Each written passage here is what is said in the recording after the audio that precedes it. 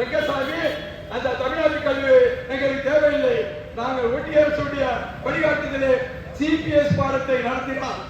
அந்த சிபிஎஸ் பாடத்தில் ஒரு மாதத்துக்கு முன்னாடி அங்க போயிருந்து அங்க மக்கள் எல்லாம் போராடினார்கள்.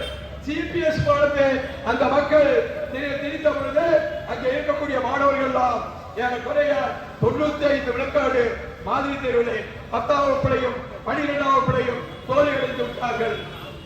உடனே சொல்லுகிறார், கட்டாப்பு சொல்லி எல்லாருக்கும் 25 நம்ம 35 மார்க்னா எல்லாருக்கும் கட்டாப்பு சொல்லி 20 மார்க் போட்டு 35 போட்டு வெற்றி பெற சொன்னான். இதுதான் தெரிவிப்பார்கள். அந்த நேரம் நமக்கு தேவையா? தமிழ்நாட்டில் ஒரு மாதம் தோல்வி அடைந்து விட்டால் அந்த ஆண்டுக்குள்ளேயே அந்த பாடத்தை தனியாக எழுதி அந்த ஒரே ஆண்டிலே 8, 9, 10, 10, 11, 12 போறாங்க நிலை இருக்கிறது. தமிழ்நாட்டு தமிழர்களே, நாம் இந்த மோடி கும்பல் மட்டும் எந்த கேள்வி கும்பல் வந்தாலும் தமிழ் மொழிக்கும் தமிழினத்தும் நம்மளுடைய ஆளுமொழியாக ஆட்சி மொழியாக வருவதற்கு தமிழ் தேசிய அமைப்புகள் சொல்ல போல் தமிழ்நாடு தமிழருக்கு பெரியார் விளக்கியதுதான் தீர்வு. நாங்கள் தமிழ் அமைப்பின் அடிப்படையிலே கல்வி மொழியாக, வேலை மொழியாக, ஆட்சி மொழியாக அமர்வரை அனைத்து கல்வியும் தமிழிலே கொண்டு வந்து தமிழிலே